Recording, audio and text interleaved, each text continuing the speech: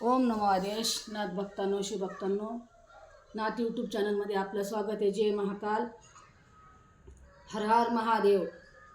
आज मी व्हिडिओ घेऊन आलेली आहे यासाठी का बाळूमामाची माहिती, बाळूमामाच्या भक्ताचं म्हणणं आहे का आम्हाला बाळूमामाची माहिती द्या, बाळूमामाच्या ग्रंथाचं कसं पारायण करायचं, बाळूमामाचं कसं अनुष्ठान करायचं।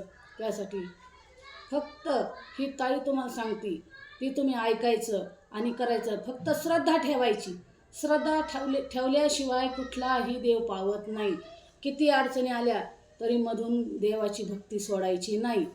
बाळूमामाची भक्ती करायला त्रासच होतो, कारण बाळूमामाचे जेवढे भक्त येतं, बाळूमामाला तेवढा त्रास दिलेला आहे, तरी बाळूमामाने तेवढं मेंढ्या मागं फिरून सगळ्या जगाचं कल्याण केलेलं आहे।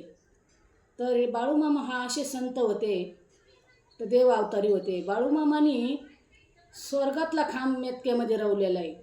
ज्याची एक अंगामध्ये इडा पिडा आहे, कोणाला भूत बाधा आहे, करणी बाधा आहे, त्या खांबाला मिठी मारली किंवा 5 येडे घातले का भूत बाधा सारी पळून जाते।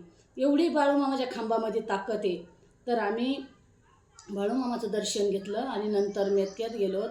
त्या पुजाऱ्याला मी माहिती विचारली सर्व, म्हणलं हे कशासाठी खांब रवलेलं बाळूमामाने, ही कशाचा पहिला मार्ग काय झालेला आहे। तर त्यांनी सांगितलं, पहिल्या सुरुवातीला बाळूमामाने भंडारा केलेला आहे, नंतर मग बाळूमामा इथून गेलेले होतं।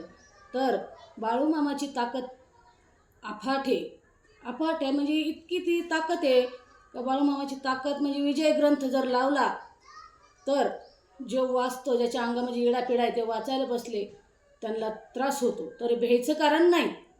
विजय ग्रंथ हे तर 25 अध्याय येतं, तर रोज 2 अध्याय वाचले तर 13 दिवस, शेवटला 1 अध्याय ठेवायचा, 13वं पारायण। आणि जर 3 अध्याय वाचले तर 9 दिवसात, 8 दिवसात होते, आणि 9व्या दिवशी 1 पारायण ठेवायचं। तर त्याच्यामुळं बाळूमामाची भक्ती करणाऱ्यांना हात जोडून विनंती आहे, घाबरू नका, भिवू नका। बाळूमामा तुमच्या पाठीशी उभा आहे। बाळूमामा भगवंताचा अवतार आहे, बाळूमामा विठ्ठलाचा भक्त आहे, बाळूमामा साक्षात देव अवतारी येतं। तर बाळूमामाचं पारायण करायचं असलं तर आसन सिद्ध करायचं, संकल्प सोडायचा, आपलं नाव सांगायचं, गोत्र सांगायचं, आणि हातामध्ये पाणी घ्यायचं, अक्षत टाकायचं, भंडारा टाकायचा, 1 फूल टाकायचं, आणि आपली इच्छा बोलून आपल्याला पारायण कशासाठी करायचं ती इच्छा बोलायची, आणि नंतर ती ताटामध्ये हातातलं पाणी सोडून द्यायचं।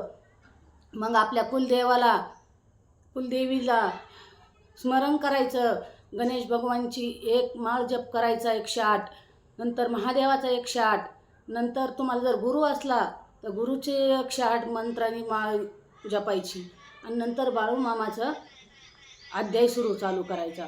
तर बाळूमामाचा ग्रंथ चालू करताना ब्रह्मचार्याचं पालन करावं लागतं, व्यसनमुक्त राहावं लागतं। स्वतः बाळूमामाचं जर ग्रंथ वाचायचं, स्वतःही भोजन करून जर खाल्लं तर अतिउत्तम। बाळूमामाचा ग्रंथ वाचताना गादीवर झोपायचं नाही, जमिनीवर झोपायचं। बाळूमामाचा ग्रंथ वाचताना कोणासंग जास्त बोलायचं नाही, मौन पाळायचं, व आपल्या तोंडातून काही वाईट वाचा बाहेर निघली नाही पाहिजे, आपल्या कोणाची निंदा झाली नाही पाहिजे, कोणाची चाडी झाली नाही पाहिजे। आणि हेच नाही ग्रंथ, नाथाचा ग्रंथ जरी करायचा, नवनाथ ग्रंथ जरी वाचायचा असला तरी असंच करावं लागतं, शिवलीअमृत जरी वाचायचं असलं तरी असंच करावं लागतं, गुरुचरित्र वाचायचं असलं तरी असंच करायचं, देवी महात्म्य वाचायचं असलं तरी असंच करायचं। ह्याच्यात एवढी ताकद आहे, लोकांची निंदा केली आपल्याला फळ भेटत नाही, लोकांचं वाईट करायचं नाही, जगासाठी चांगलंच राहायचं। चांगलं का कोणी आपल्याला किती शिव्या देऊ, कोणी आपली किती निंदा करू, त्याला आपल्याला घेणं, आपण कानाडोळा करायचा। तू किती भोग, आपल्या हातातलं गेलं मग नशिबातलं जात नाही, हे कर्म, हे वरचा पाथो, हे भगवंत। तर बाळूमामाच्या नावानं चांग भलं, अवधूत चिंतन श्री गुरुदेव दत्त।